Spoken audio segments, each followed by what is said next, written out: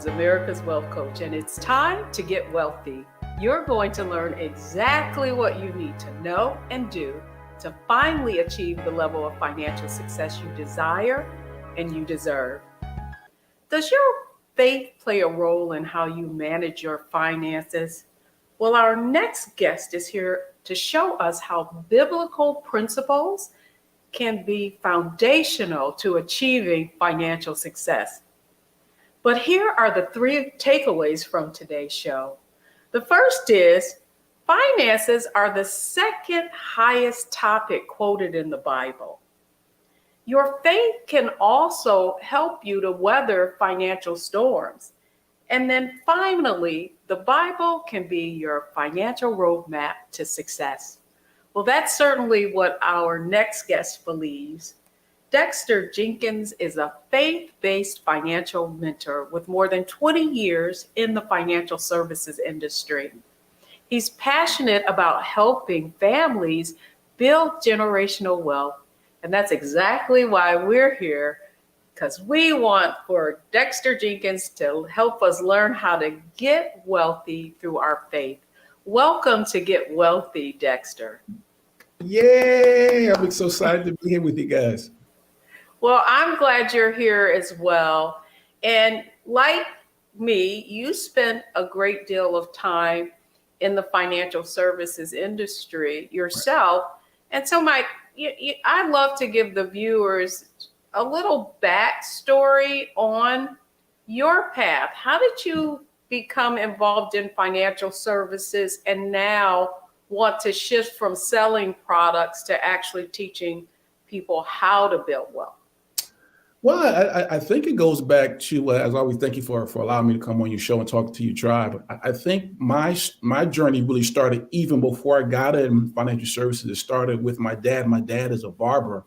And so my first business school was watching him and other men like him, men and women like him, stand behind a chair day by day and really begin to talk about entrepreneurship and so on and so forth. So I got my start there, and then I went to Northeast University in Boston, Massachusetts. And then after I got out of there, I still had an itch to learn more about business and financial services. And so I started my career with Prime American Financial Services, a company underneath the Citigroup umbrella at that time. I was probably in my early 20s at that time. And so, I was in that arena selling life insurance and investments and sitting down with families and talking to them about term insurance and mutual funds and all that for 20 plus years. And then I transitioned into pastoring, which my wife and I started our church in 2012. And what I found, Deborah, was what I thought I had left behind as I'm dealing with my people in my congregation. I kept finding out that they needed the practical principles as well as biblical side of how do they manage their finances. And so that's sort of my story in a snippet. That is quite the journey. And I'm intrigued by your intersect, right? With faith and finances, but it coming, kind of in reverse, if you will. And on this show, Dexter, we use a framework for financial success, mindset, strategy, and execution. Yes. And I want to start with mindset because I think it's very illuminating that we have so many people who are church goers. Right. And as I shared, and I'm sure you will know as a pastor, that money and possessions is the second highest topic quoted in the Bible. Right. And so if that is true, where's the disconnect? When did you realize with your own congregation that they were not maybe achieving, that they were struggling? Let's be real, right? In spite of their faith. Right. I mean, I started, like I said, we started in 2012. And what began to happen was I began to sense that even though I'm talking about things like prayer, I'm talking about things about reading the word, I'm talking about things like fellowship, I'm talking to members who are dealing with losing their houses, or I'm talking to members who, because of a lack of the handling their finances, and they're working 2 and 3 jobs. And so what I'm finding is that they're not coming to church because they don't have a handle on their finances. And so I recognize that some of the practical skills that I had picked up prior to me pastoring, I needed to bring into our congregation and into my role as a pastor. And then I think as an African American pastor, I have a responsibility to talk to my congregation about the real things of life, and not saying that obviously spiritual things are not, but the real day-to-day things of how do you put together a spending plan, how do you make sure you have life insurance so you're not having a GoFundMe page if something happens. How do you plan for retirement, because you are not going to work forever? And so I found that that's what I needed to do. And so we've been doing that ever since, probably since 2013, 2014. We spent a significant amount of time talking to people about their finances, their faith in their finances, and showing them how to marry those two successfully. Well, that's exactly where I want to go, because I want to double click on something that I think at some point within the church was very prevalent. Right. And that's the gospel of the prosperity gospel. Right. Name it and claim it. Right. A lot of that we could just believe it and it can become true. And so I'm a Christian. Let me just be clear. And and I have had my own faith walk, and also had the opportunity to speak on stages with very prominent pastors. Right. And what I think is, like, sometimes, and I'm going to stick with mindset here, right, that in our community that there's this disconnect between right, faith and finances, because we're thinking we can just believe it and it could and it shall be given to you, right? If we want to go into scripture. Right. And so I love that you're a pastor, because I would like to go deeper into that mindset that I think many of in our community have, and how to help them understand right, an even greater biblical passage, and that's faith without works is dead. Exactly. Well, I think part of what we have to do if we want to bridge that gap between the spiritual side and the natural side, because that's what we're talking about, is use the Bible as more than just a Sunday book. I've always viewed the Bible as an instruction manual about how to live life on every level, how to handle your finances successfully, how to be a good father, how to be a good husband. And so I've always come to my congregation, anybody I talk to about their faith and their finances, I said, go to the scriptures. As you already quoted, the Bible speaks extensively about scripture, particularly Proverbs, Ecclesiastics, those 2 books in particular where King Solomon wrote, and so I have people spend a lot of time there, because he begins to share with us some of the things that we need to do practically in order to, build wealth. And I think a lot of times what we haven't done in the church is we haven't done a very good job of preparing our people to live. And I always say this, in order to spend eternity with Christ, all you got to do is die. So once you leave here, you're going to be with him. But, what are you going to do in the meantime? Or we come to church on a Sunday. Well, okay, what do I do the other 6 days? And so I think what we have to do is begin to use scriptures, not only for just comforting ourselves on Sundays, but then also what do we do the other 6 days? So the Bible begins to talk about, owning land, and scripture talks about, being aware of co-signing for individuals. And it talks about being diligent as opposed to lazy. Those are things that we need to instill in people's minds that come from scripture, so they can live not only on Sunday, but also the rest of the week. Yeah, I think it's wonderful the way you frame that. Really, I mean, if you think of both aspects of that, only dealing with faith on Sundays, right? When that needs to be throughout the week, as well as finances. And I think from merging the two from a practical and spiritual side, that's the point that you're making. And I want to ask one other question of you, particularly around mindset. Right. If you look at African Americans, our educational attainment has really increased significantly, And I would love to get your thoughts on why do you think just the topic of finances itself is not covered not only in the church, but in our formal education either? Well, I think we confuse our I call it scholastic education with financial education. They're two totally different things. So I can be extremely educated. I can have, advanced degrees, but not know how to budget or not know how to invest in mutual funds or not know how to buy real estate. And so I think we confuse the two. And so I was talking to people, I said, listen, you could be extremely smart. I'm in Boston, Massachusetts, where there are Harvard, MIT, Northeastern, a number of financial institutions, educational institutions around us. But that doesn't mean that you know how to successfully handle money. And then I think also because of the financial trauma many of us, our community come from, we carry that into our finances. Finances is really simple. It's dollars and cents, but then I always talk to people about, there are certain beliefs that you have about money. There's certain thoughts that you have around money. There's certain feelings you have around money. And even though you're going to work every day or even you're building a business, those things can be hindering you from going forward and building wealth. And so I spend a lot of time talking to people about what I call the inner game of wealth, because we've got to do the inner work first so that we can have the outer. That's good. And when we come back, Dexter, what I'd like to go into is the strategies that you're implementing. I know that you have your own framework around achieving financial success. So when we come back, we're going to talk about strategy. Folks, we've talked about mindset with Dexter Jenkins, who has really merged faith and finances.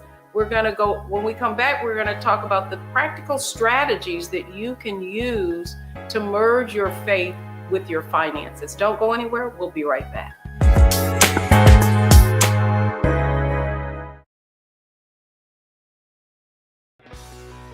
Let's be honest, as successful women, we're crushing it. Maxed out 401k and Roth IRA? Check. Aggressive savings and investments? Check. Yet, the freedom our success was supposed to buy can leave us stuck on the six-figure hamster wheel, watching retirement slip further down the road. There's another way. Get coaching courses and community at wealthyu.com.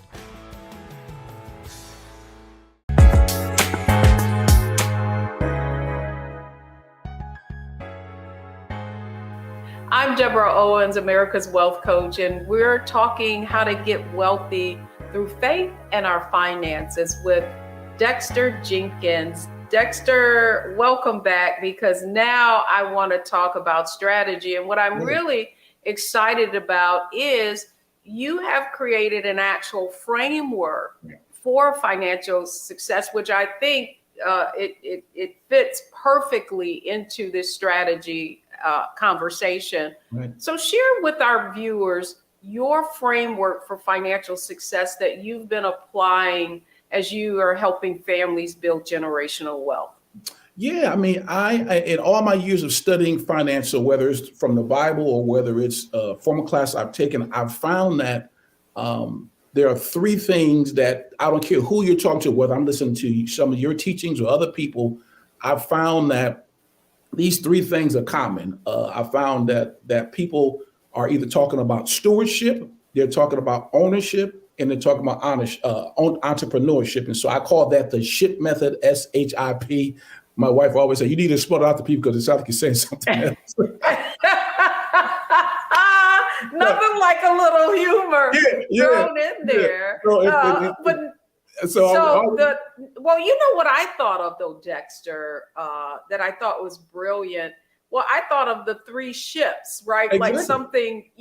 Like something traveling. Exactly. And so I'm fascinated around that framework. So let's talk about the first ship. Right. Let's sail the first ship so that we can get people in the right frame of mind. Well, the first ship is stewardship. And so stewardship really deals with, the successful handling of your dollars. I remember talking to people. I've sat out hundreds I won't say thousands, but I would say easily hundreds of clients during when I was selling mutual funds and all that.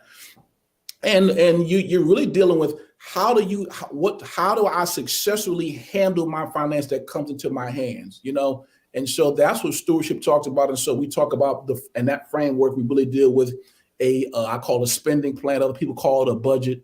And so, we look at when I was doing it, and I still do on some level, I talk to people about making sure you're saving at least, 10% of your money, putting X amount here, and everyone has their own different way of how they would do that. But whatever you decide to go with, but there has to be some way that is stewardship where you tell your money where to go as opposed to you just letting it go willy-nilly. Because if you don't tell it where to go, it will just be all over the place. And so, I used to use the example of we don't necessarily do that anymore, but when we used to have to cash our checks and you would go to the bank and cash it, and the next thing you know, you got a check for, just say $1,000, and then you look at on by Monday, Tuesday, you spent X amount of dollars. Where did that money go? Well, you didn't give it an assignment and you didn't tell it where to do. And so the first thing you got to do in stewardship is you've got to tell your money where to go. So to even back up a step further from there, we assess where you are because you don't know, you can't go anywhere until you know where you are first. And then we begin to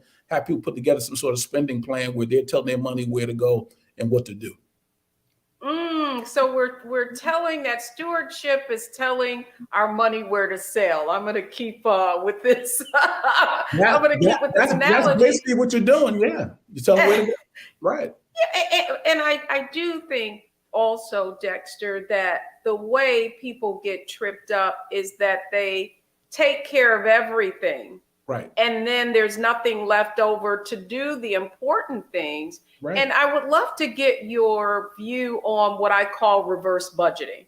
Okay. Right? Prioritizing the things first, like your retirement, your savings, that cash reserve, and then managing the rest more effectively. Right. And because I often think that what happens is it's when we do the spending plan or just budgeting, line items, what happens is that we prioritize I don't want to say the needs, but what happens is then the other things aren't left over. And because it's not like a have to, right?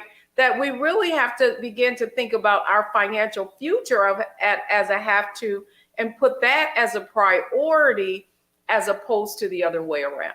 And I mean, you hit the nail right on the head, so when I'm dealing with people, we're talking about, because some of them believe in the concept of tithing. And so we talk about honoring God with 10%. And then we talk about necessarily making sure that you put your money away. And, particularly if you have like a 401k and things of that nature.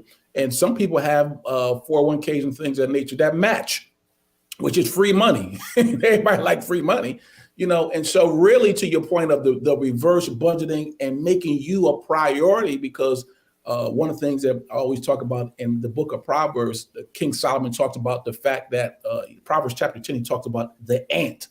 And he talked about the fact that the ant prioritized saving during the summer because it knows that winter is coming. And I always tell people, listen, the winter is when you don't want to work and when you can't work. And so what we got to do during stewardship, we got to prioritize ourselves, recognizing that, hey, winter is coming. And if I will put something away for myself, I'm in trouble. Yes. And Dexter, finally, one of the other points that I wanted to get your view on, whereas there's this methodology that I hear being espoused by financial gurus. It's like pay off all of your debt first before you invest. And what I think that people don't understand is one of the most valuable assets is time. And time. And so when if you wait to invest, then you're losing time, and then you got to play catch up. And I'd love to get your thoughts on that. And I love what you just said, because it's always that catch-22. And I think with personal finance, the key word is personal. No one plan works for everybody, but I'm in the ship that you're in. I'm in the boat that you're in, meaning I believe that we should take advantage of time. And in particular, the younger you are, If you start early enough, what will begin to happen is your money will begin to work for you. And if I build a wealth, and if I build enough assets working for me, those assets will allow me to pay off my debt. But if I don't, if I don't get my assets moving, I'll never have the opportunity to do that. And then I also believe this, Deborah, that a lot of times when people are so focused on paying off debt, they're not focused on learning how to invest. So I believe any debt strategy should have an income generation and a wealth building strategy attached to it. That's good. That's good. Now, when we come back, I want to double click on more of your framework. And we've talked about mindset. We've been talking about strategy, your 3 ships or boats, if you will. Your so it's stewardship, it's ownership, and then it's entrepreneurship. Exactly. Absolutely. So when we come back, we're going to talk a little about executing on your framework of the 3 ships. So folks, we've talked about mindset. We've talked about strategy. Next, it's all about execution. Don't go anywhere. We'll be right back.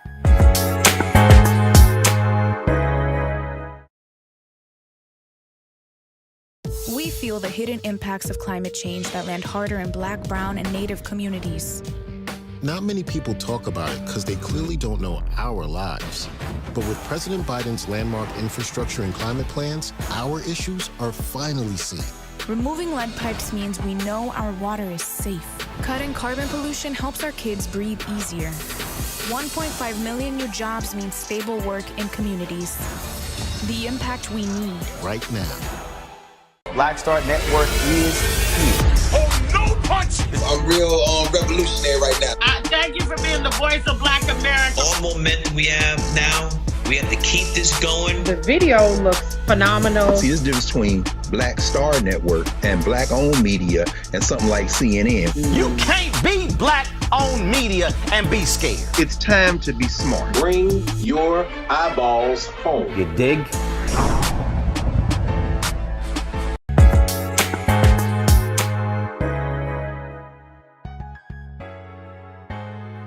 Welcome back, everyone. We're talking about how to get wealthy using faith and finances to accomplish financial success. My guest today, who's helping us get wealthy, is Dexter Jenkins. Dexter, I love the way you frame that a debt strategy and a wealth strategy need to go hand in hand. Exactly. And I absolutely believe that. And so now I want to talk a little bit about execution, because it's an inside job. We can get all that together. We can have strategy, but if we don't actually take action, nothing happens. Right. And so to that end, if you were talking with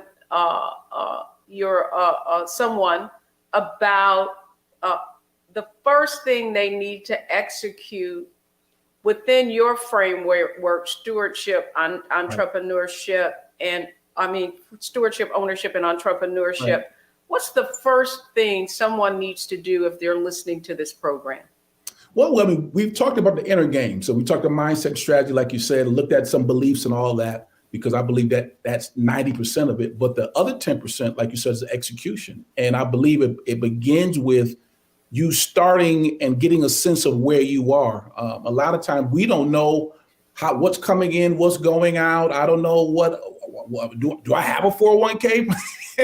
I know none of this stuff. And so really begin to get people to sit down and begin to look at things from a perspective of what do I actually have? You know, I always use the analogy of if I'm at a mall, we don't go to malls anymore, but we did.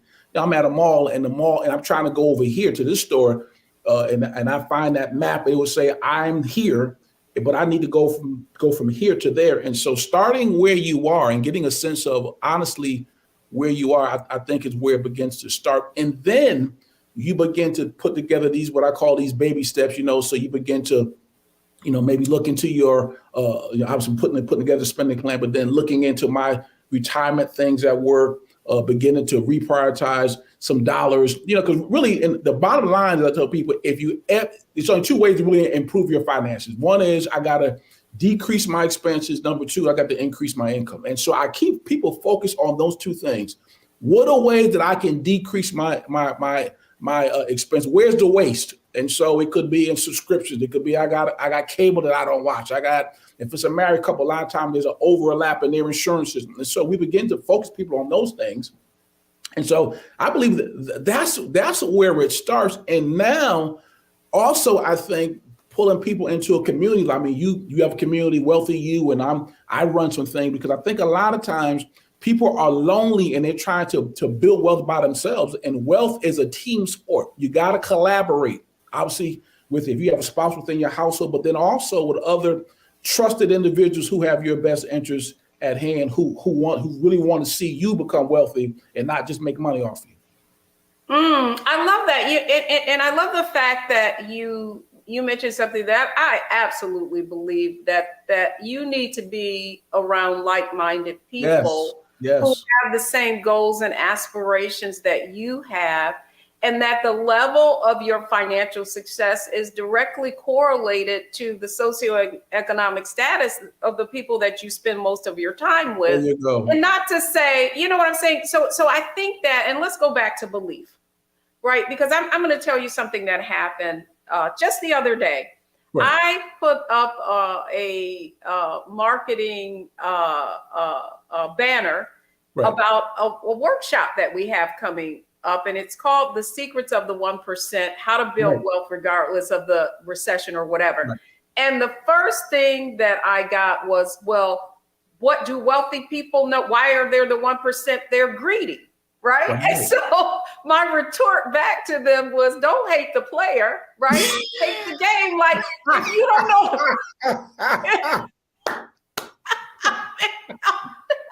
don't mess with me. I'm from Detroit. So you want to chop it up? Let's chop it up. Right. Right. And so I want to, and I think this is a perfect conversation to have with you, because I think so often it goes right back to our beliefs. Somehow money is evil, somehow wanting to accrue wealth, somehow, why do you talk about it all the time? Well, I'm not talking about the latest reality show. Why can't I talk about this?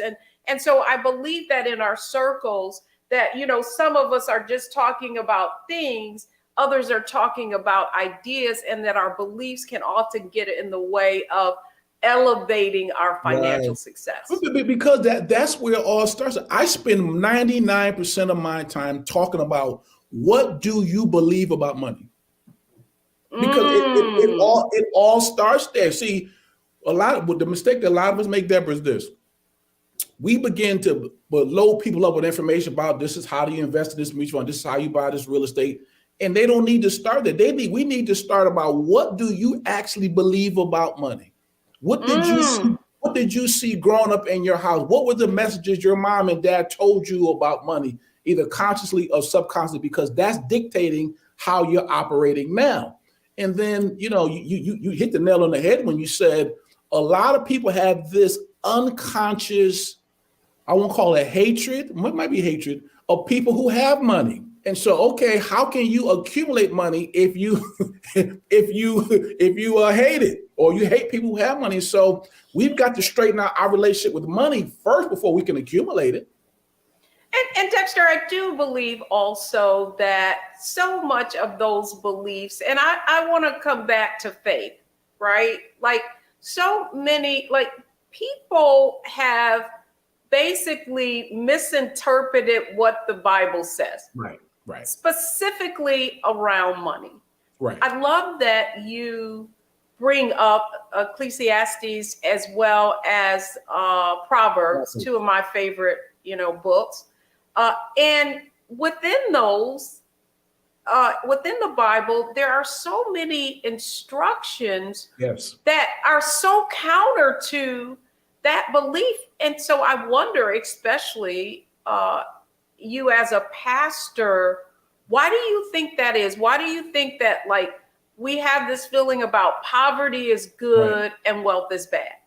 Well, I think most of it comes back to, and I don't want to throw any shade on them, but a lot of it comes back to Roman Catholicism, and where the Catholic Church sort of lifted up the fact that poverty was piety and wealth was wicked. And that's carried over a lot into our churches. And so, you know, I'm speaking mostly African-American church because I'm an African-American pastor. Not that I don't have other races in my church, but that's mostly who I pastor. I pastor Black folk.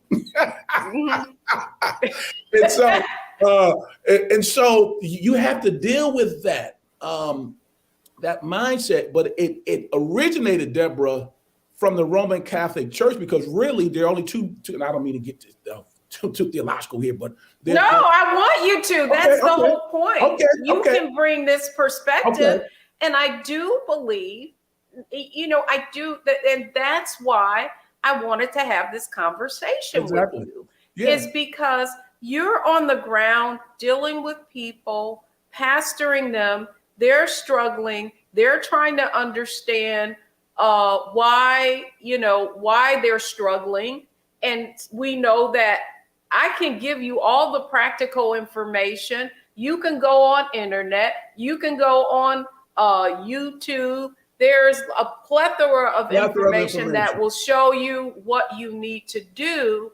But whether or not you actually do it is not necessarily whether you have the resources or money. It all begins with belief. Because wealth, as you said, I've said, and I've watched you and heard you talk at different times. You didn't say it, but there are intangibles to everything, and there are intangibles to building wealth. And I believe the biggest one is we have to spend so much time, even when I'm preaching or talking about it. I have to get people's permission to allow me to talk about wealth. And I'm like, why do we need to do that? It's okay for you. God says this. He says he wants you to love him and people. As long as you don't love money, he's fine. But the problem is, but the problem is we have heard messages where, you know, the money is the root of all evil, where there's misquoted, it's actually the love of money is the root of all evil. And so we've grown up and we've heard these messages from pulpits, and we've heard a message from Deacon Johnson and Mother so-and-so, and we've carried that into our day-to-day lives. And I'm like, listen, I have to spend so much time, and people who like me have to spend so much time fighting that off in order to get people to say, hey, listen, as long as you keep God first and you treat people well, God has no problem. Well, matter of fact, he's going to judge us based off of how we handled our finances and how we did some other levels. And so people don't understand. We gonna go to church because I'm definitely thinking of the talents, right? Well, Matthew chapter 25. And who was rewarded? Not the one that dug what he was given in the ground in fear that something would happen to it, right? But the one who made wise decisions and made them multiply. Nothing like going to church, but when we come back, it's our analyze, optimize, maximize segment. Dexter, I'd like for you to look at this next segment as a lightning round, right? Let's pull everything that we put together around mindset, strategy, and execution with faith and finances in our next segment. So folks, don't go anywhere, because we've talked about mindset, we've talked about strategy, we've talked about execution, and now we're going to talk about what you need to do to really use what you've learned on this program today to accelerate your financial growth. Don't go anywhere, folks. We'll be right back.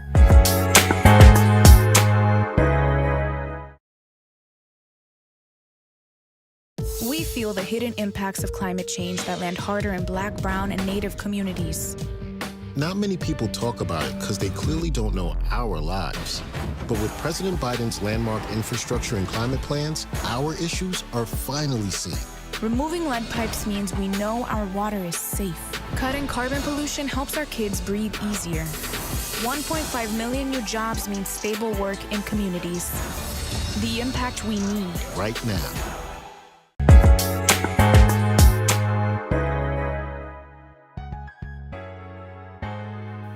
Welcome back, everyone. Now it's time for our Analyze, Optimize, Maximize segment. We've been having a wonderful conversation with Dexter Jenkins on faith and finances. And now, how are you going to actually put everything that we've talked about in action? Dexter, thank you so much for coming on Get Wealthy. As you can see, we're like-minded, and that's why I was so excited to learn about the work that you're doing, because I think specifically in our community that faith plays a big role. African Americans are the largest segment demographic who are church goers even today. Right. And yet what we do see, however, Dexter, is that the generation coming behind us, right, are not as avid churchgoers. And I think to that end, I think that the church has to become more relevant. I know for my more relevant. And I would like to just talk about, as you look at it from your purview, what would you say to other pastors, or folks in the faith-based community, which is large at all, about just analyzing that, because that's where we're at.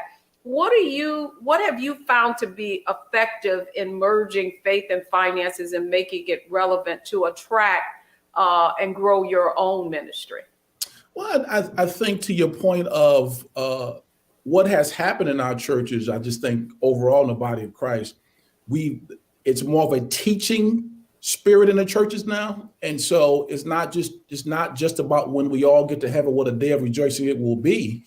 It's more about, how do I become the father I need to be? How do I become the husband I need to be? Well, if I'm talking about being a better husband, better father, a better follower of Christ, well, money is included in all of those things. So we really have to encourage individuals, and particularly from the pulpits and the leadership, to have these money conversations. And so, I'm part of several pastor masterminds, and that's one of the things that pastors struggle with. How do I talk to people about money without alienating them? And I've never been a pastor that shied away from, because I realized everything that my congregation deals with, everything that we the individual corporately, it deals with finances. And so in order for, the word you used earlier was, in order for us to be relevant, we have to talk about things that matter to people. Money matters. My bishop years ago said to me, he said, Dexter, a lot of times we are scratching where folks are not itching. Or as a matter of fact, he said, we're not scratching where folks are itching. Well, they're itching financially. And so we got to be able to talk about those things. How do you do it from a biblical standpoint? How do you keep God first, but still function and do well financially? You can do both. That's great. And the next aspect of what I wanted to talk about was really optimizing the relationship that folk have with the church. A lot of church services, because of COVID, went virtual. Right. And what I found really interesting in the church that I attended, my community, is that membership really didn't decline, that people are finding it in some cases even easier to watch online. But to that end, how can you optimize that faith and finances within the church? Do you host actually like financial programs, financial seminars, financial workshops? Can people get plugged in to the right things through your congregation? Yeah, we've been virtual most of. We are just coming out of a season where we're just beginning to meet again, and so a lot of the things that we did was through YouTube. We did things through StreamYard, and so if people go to our particular church, fellowshipboston.org, and you can find all those things there. But I think just as the body of Christ, I think people have gotten used because of the pandemic. They've gotten used to doing things on Zoom. They've gotten used to doing things online learning. So I think it's a phenomenal opportunity for us to be able to record shows like this, record seminars, these little 8, 9, or 10-minute snippets where we can teach things either biblically as well as naturally, and then get it out to people. Because to your point, the world is our congregation now. Now we have a local congregation, but I have people watching me from Jamaica, I have people watching me from Africa, and so I think it's using technology is a phenomenal way for us to be able to get these financial messages out. Oh, I so agree, because I want to talk about maximizing, right, on that audience, and the fact that you have it for so many, and I know myself included, faith is the way that it gives me fuel, it is community, and yet I feel like we can sometimes reject that which isn't, that change. And really COVID kind of forced us to change.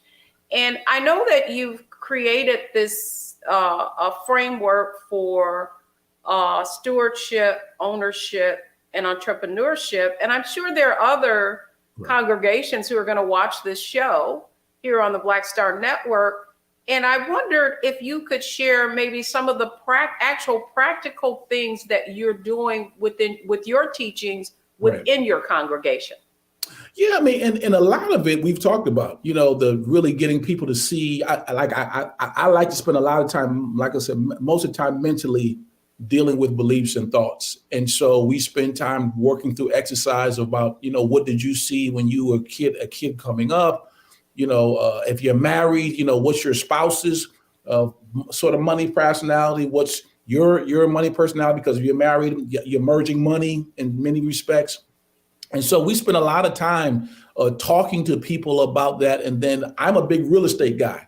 And so I began to show people actually how to purchase real estate. And so, all of that takes place within within that framework that we've been talking about this during the show of stewardship, ownership, and entrepreneurship. And so, we have, if people go to my website, dexterbjenkins.com, we have a number of things over there that will allow them to access that, just on the personal side, but then also from my church, we do that as well. And so just really encouraging individuals to be able to use technology and be able to have these conversations the way we're doing it right now is critical. And then finally, the question I have for you is, what do you believe? What is the one thing you believe? And I even want our audience to think about that, because we covered a lot of ground today. We talked about how our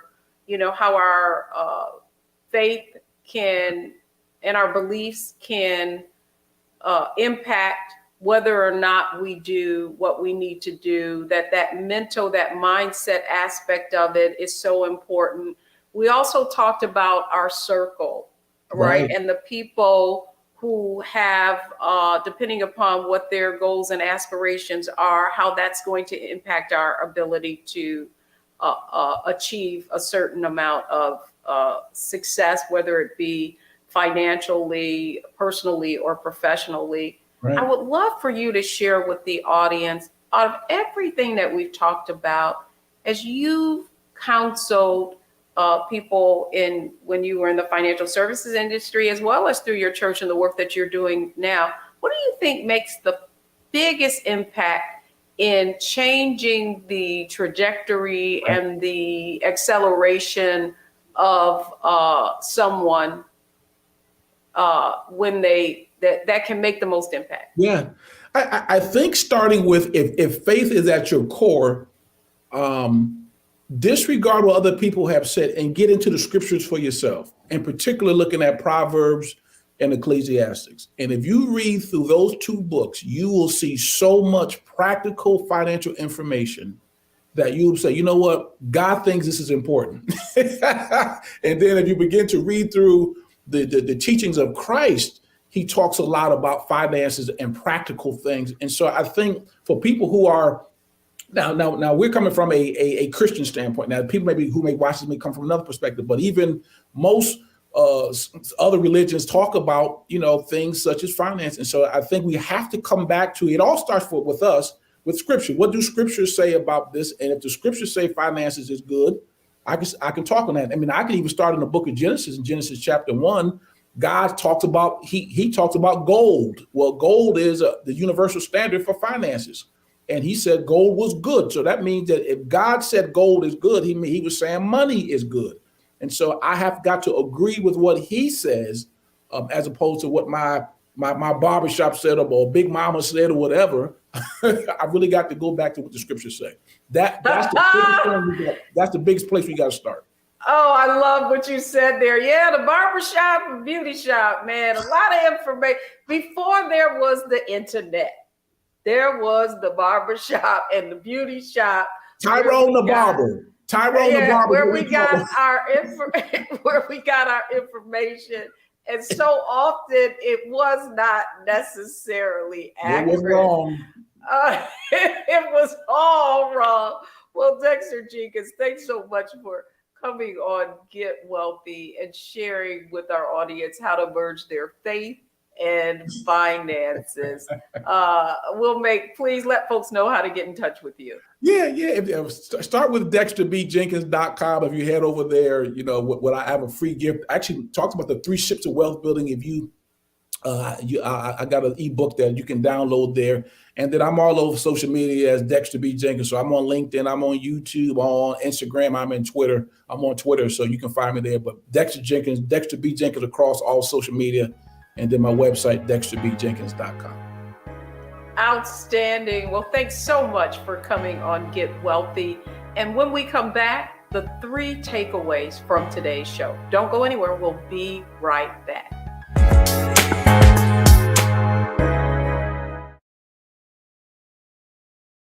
When you talk about blackness and what happens in black culture, we're about covering these things that matter to us, speaking to our issues and concerns. This is a genuine people-powered movement. There's a lot of stuff that we're not getting. You get it, and you spread the word. We wish to plead our own cause. Too long have others spoken for us. We cannot tell our own story if we can't pay for it. This is about covering us. Invest in black-owned media. Your dollars matter. We don't have to keep asking them to cover our stuff. So please support us in what we do, folks. We want to hit 2,000 people, $50 this month, raise $100,000. We're behind 100,000, so we want to hit that. Y'all money makes this possible. Checks and money orders go to P.O. Box 57196, Washington, D.C. 20037-0196. The Cash App is $RM Unfiltered. PayPal is R Martin Unfiltered. Venmo is RM Unfiltered. Zelle is Roland at RolandSMartin.com.